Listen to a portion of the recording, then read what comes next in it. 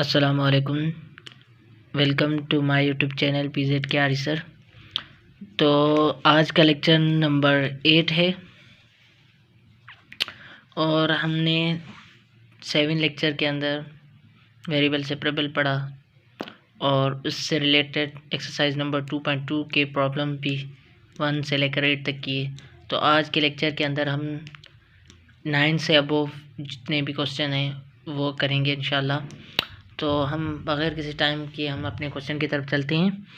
तो सबसे पहले हमें इस क्वेश्चन के अंदर वाई और एक्स को अलग करना है, वेरिएबल सेपरेबल को अलग करना है। तो सबसे पहले हम क्या करते हैं, Y ln x D X by D Y is equal to, हम इसको होल पे है तो हम इस चीज़ को इस तरह भी लिख सकते हैं, सही है। और उसके बाद हम, क्योंकि ये डिवाइड किया हुआ है तो इज इक्वल टू इस तरफ चला जाएगा तो वो मल्टीप्लाई हो जाएगा, और ये यहाँ से डिवाइड मल्टीप्लाई है और इज इक्वल टू इस तरफ चला जाएगा तो वो डिवाइड हो जाएगा। तो हम X square ln x D X Y plus 1 whole square upon Y D Y, तो हम इसको ln x डी एक्स, और मैं इसको ओपन कर देता हूँ फार्मूले को पूरा, a plus b whole square वाले से, सही ना। और तो ये x square ln x D x is equal to, ये बन जाएगा y plus 2 plus 1 by y d. तो इस पे हम क्या करेंगे, हम इंटीग्रेशन अप्लाई करेंगे क्योंकि सेकंड स्टेप है। तो हम क्या करते हैं, तो सबसे पहले यहाँ इसको गौर से देखें तो ये u इंटू वी वाला फॉर्म बन रहा है, तो हम इसमें u ln को करते हैं, इसको v करते हैं। तो सबसे पहले ln x integration x square D x minus integration तो d by d x ln x integration x square D x A x, और इसका इंटीग्रेशन हम अलग अलग अप्लाई कर सकते हैं।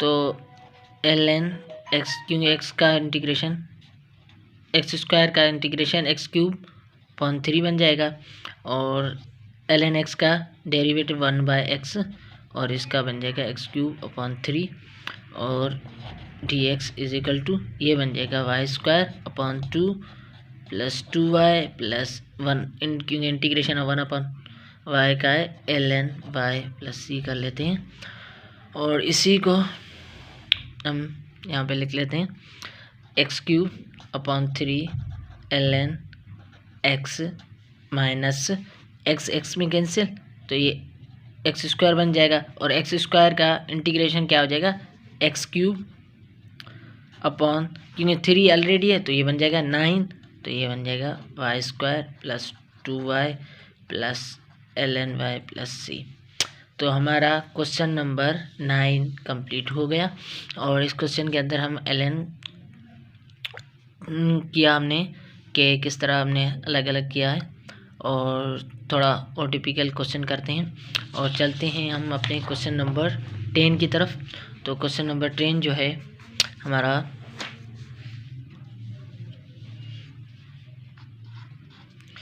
जो है d y by d x is equal to 2y plus 3 upon 4x plus 5 whole square.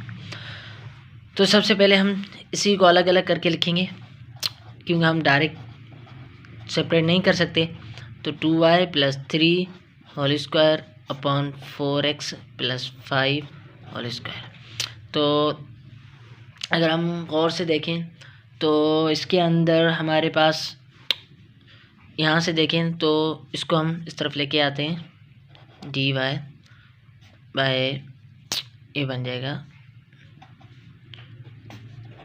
4x plus 5 square D x, और ये यहाँ पे आ जाएगा 2y + 3 और स्क्वायर। और इसी चीज़ को हम आगे सिंप्लीफाई करें तो हम इस चीज़ को हम ऐसे भी लिख सकते हैं।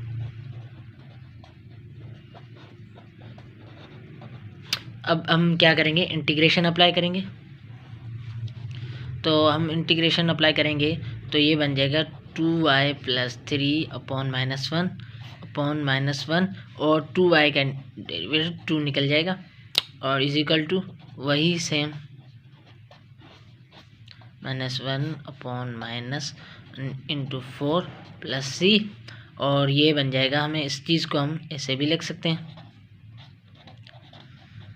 क्योंकि पावर अपॉन में आकर पॉजिटिव हो जाएगा। इसी चीज़ को भी हम ऐसे लिख सकते हैं।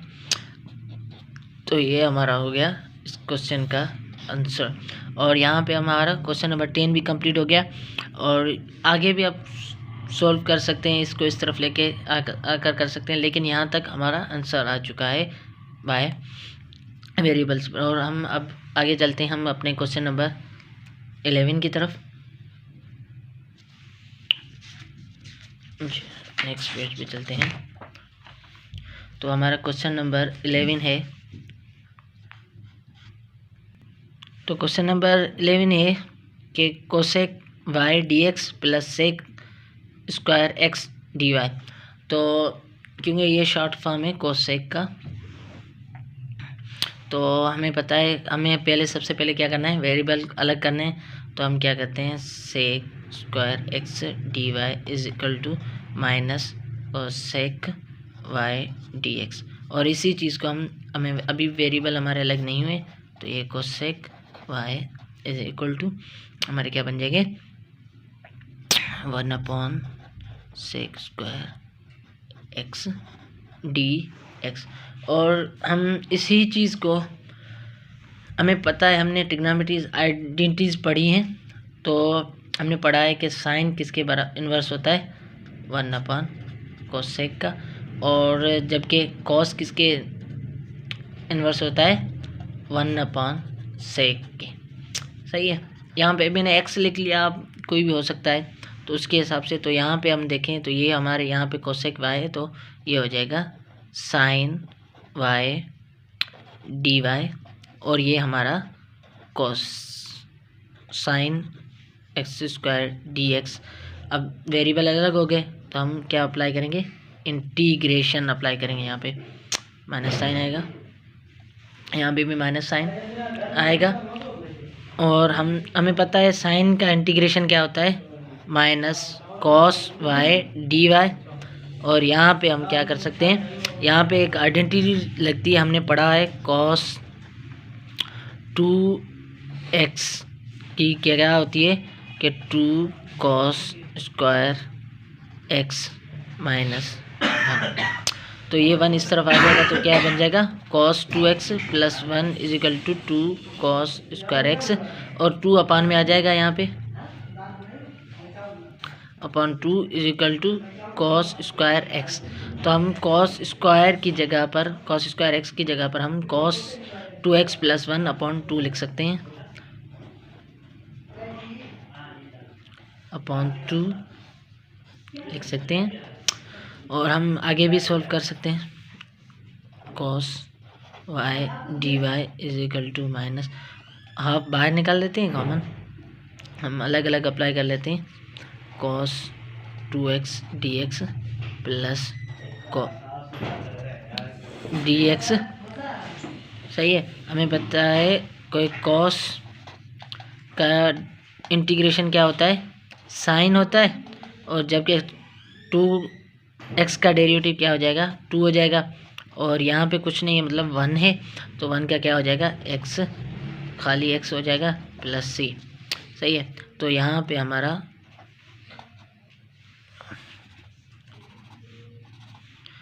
cos y =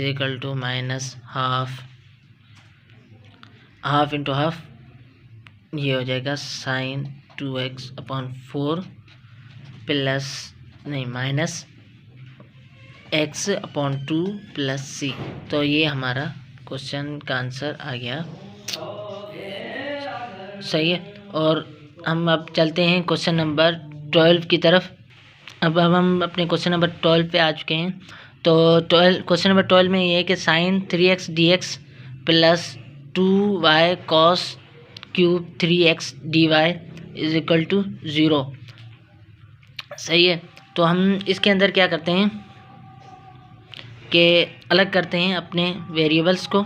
सबसे पहले तो 3x sine x is equal to minus 2y cos cube 3x dy लिख सकते हैं। और ये भी अभी x का हम यहाँ इस तरफ लेके चले जाएंगे तो sign 3x upon cos 3x और ये बन जाएगा माइनस 2y dy। सही है। अब हमें सबसे पहले देखना है, हम इस चीज़ को ऐसे लिख सकते हैं, ये dx आएगा यहाँ पे upon cos 3x into 1 upon cos 3 square x whole dx is equal to minus 2y dy। हमें पता है साइन अपॉन कॉस किसके बराबर होता है, टेन 3x। और हमने प्रीवियस के अंदर पढ़ लिया था कि अगर कोसेक है तो वो किसके बराबर होगा और इन्वर्स किसके बराबर होगा। हमें पता है कॉस जो होता है उसका इन्वर्स होता है 1 अपॉन सेक होता है।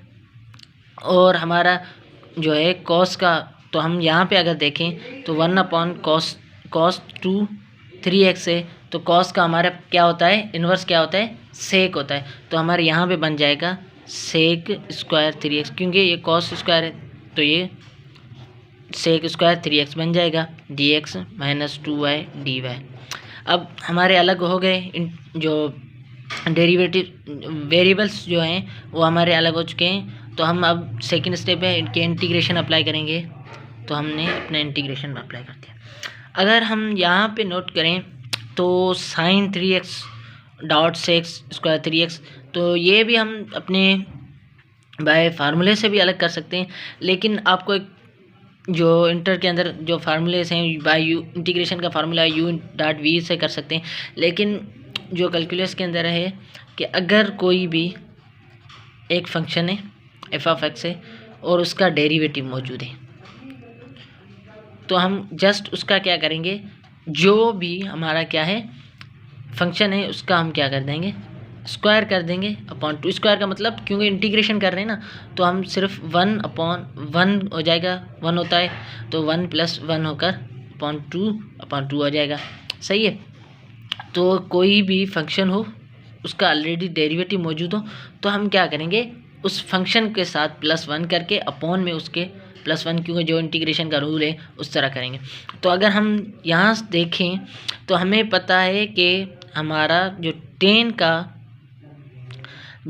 का जो डेरिवेटिव क्या होता है, सेक स्क्वायर होता है। इंटीग्रेशन क्या होता है, टेन का हमें पता है कि इंटीग्रेशन क्या होता है, सेक होता है। टेन का डेरिवेटिव हमारा क्या होता है, क्या होता है, सेक स्क्वायर होता है। तो अगर हम हमारा 10x का डेरिवेटिव क्या होता है, सेक स्क्वायर x, तो हमारे यहाँ देखें सेक स्क्वायर x पड़ा हुआ है 10x। लेकिन एक चीज़ देखें कि अगर 3 भी पड़ा हुआ है तो 3 का डेरिवेटिव क्या होता है, 3 मतलब उसके अंदर 3 है ना, तो 10 3x का हो जाएगा हमारा सेक स्क्वायर 3x इंटू 3 हो जाएगा। सही है। तो यहाँ पे हमारे पास 3 नहीं है, जो 3 नहीं है तो हम क्या करेंगे, इसके साथ इस इक्वेशन के साथ 3 मल्टीप्लाई एंड डिवाइड कर देंगे।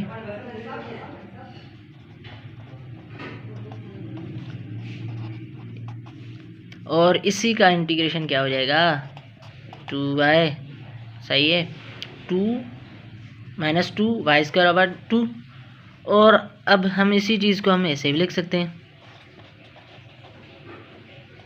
3x sec square 2 3x dx is equal to 2 में कैंसिल माइनस वाई स्क्वायर। और ये हमारा क्या बन जाएगा, 1/3 10 3x whole square plus c is equal to minus y square. तो हमारा ये क्या बन गया, अपॉन में 2 आएगा तो ये हम इसको हम आगे लिख सकते हैं कि 1/6 tan 3x whole square plus c is equal to -y²। तो हमारा इस क्वेश्चन का क्या आंसर आ गया ये। तो यहाँ पर हमारे देखें तो ये फार्मूला बहुत इंपॉर्टेंट है, ये हमें आगे क्वेश्चंस के अंदर बहुत काम आ जाएगा कि अगर डेरिवेटिव मौजूद है, फंक्शन भी मौजूद है, डेरिवेटिव क्या, तो उसका हम क्या करें +1 करके हम सॉल्व करेंगे। क्यों उसको हम u/v करने से, क्योंकि u/v बहुत लॉन्ग मेथड हो जाएगा, तो हम उसको नहीं करेंगे, हम बाय इस फार्मूले से करेंगे। अगर डेरिवेटिव भी मौजूद हो तो फंक्शन वो डेरिवेटिव भी मौजूद हो तो हम ऐसे इस तरह। तो हम अब अपने क्वेश्चन नंबर 13 पे चलते हैं। और क्वेश्चन नंबर 13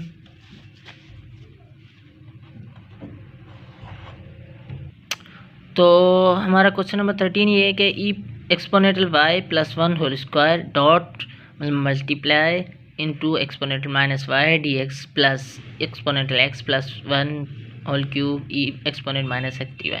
तो सबसे पहले हम अपने वेरिएबल को अलग कर लेते हैं। सही है।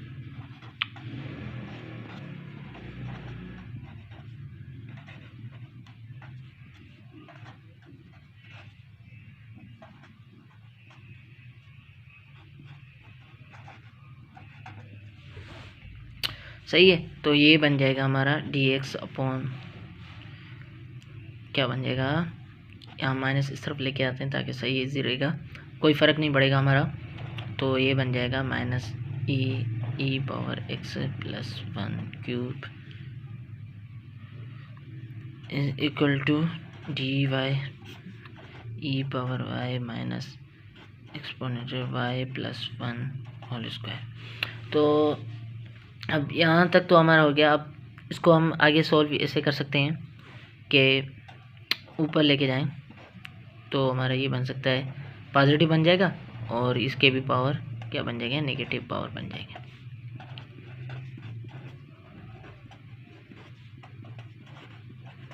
अब दोबारा देखें, इंटीग्रेशन हम अप्लाई करेंगे और हमारी इंटीग्रेशन अप्लाई हो चुकी है।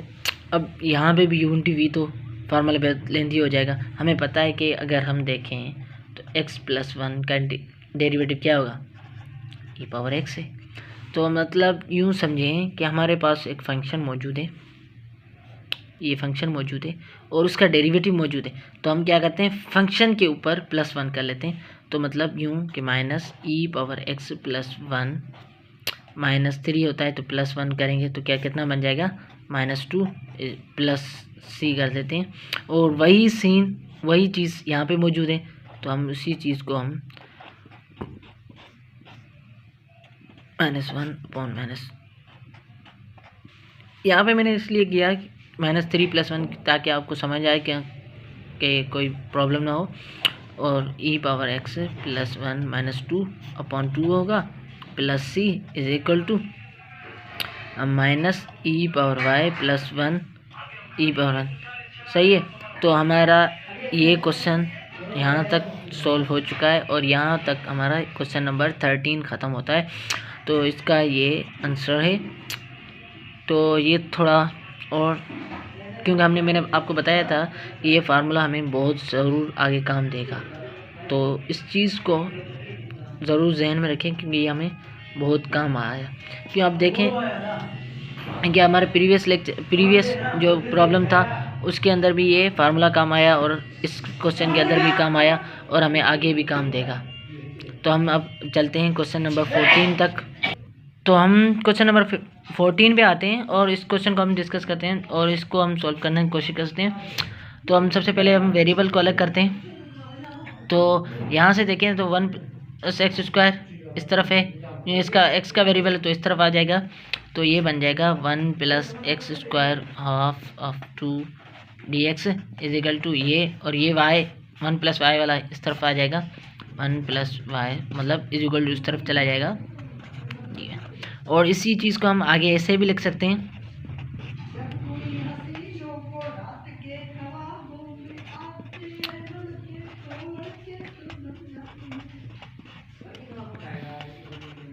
सही है। और हम अब इंटीग्रेशन अप्लाई करते हैं। तो इंटीग्रेशन हमारे अप्लाई हो चुकी है। और अब फिर भी देखते हैं कि अगर अब देखें कि 1 + x² है, इसका डेरिवेटिव क्या बन जाता है, 2x का बन जाता है। सही है, तो 2x मतलब यहाँ पे देखें तो x मौजूद है, सिर्फ 2 नहीं है, तो हम क्या करते हैं 2 से मल्टीप्लाई एंड डिवाइड कर लेते हैं। सही है, और यहाँ पे भी वही सीन होए तो 2 मल्टीप्लाई एंड डिवाइड कर लेते हैं 1 + x² dy। तो हम इसी चीज़ को हम आगे ऐसे भी लिख सकते हैं,